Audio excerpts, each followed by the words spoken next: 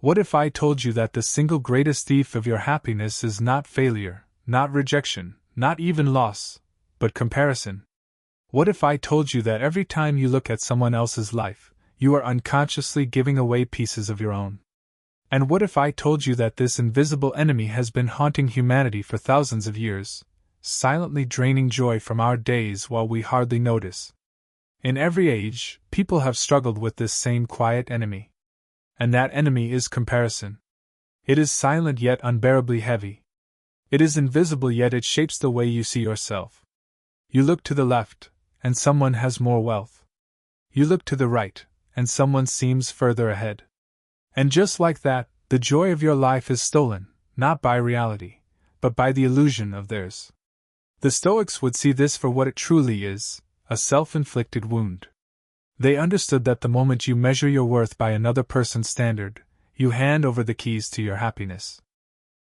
To be yourself does not mean rejecting wisdom or refusing to learn from others. It means living according to your own nature, honoring the unique path carved for you, and mastering the art of walking it with steady steps, without constantly looking sideways. Remember this: you are a one-of-a-kind masterpiece of nature. Marcus Aurelius reminds us, "Everything is in harmony with me, which is in harmony with you, O universe.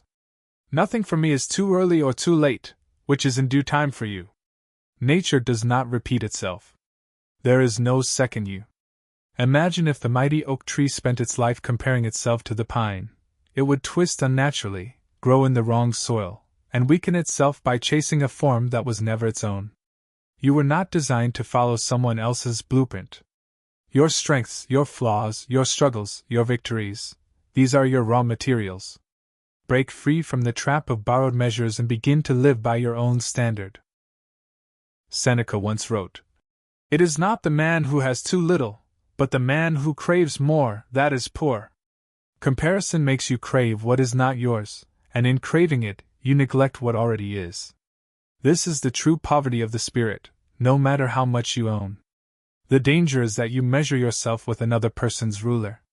But their ruler was never designed for your journey. It was designed for theirs. This is like a sailor judging his progress by the distance another ship has traveled, forgetting that they are heading to completely different ports.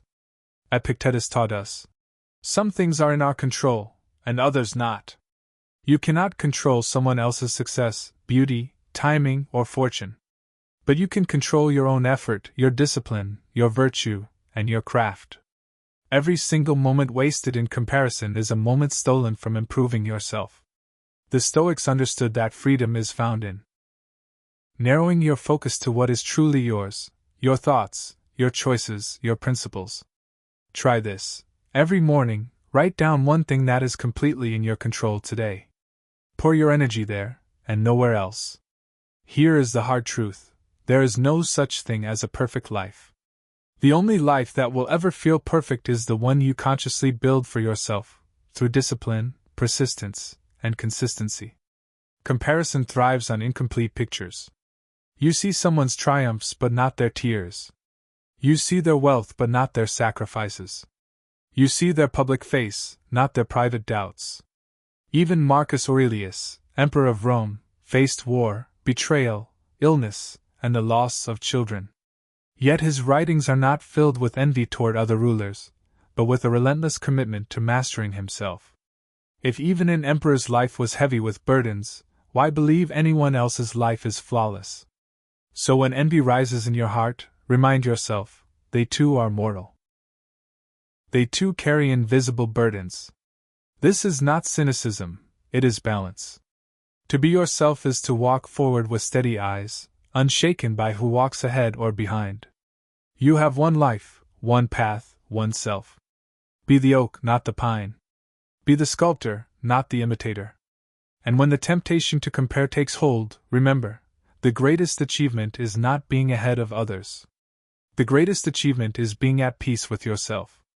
That is the Stoic way. That is true freedom.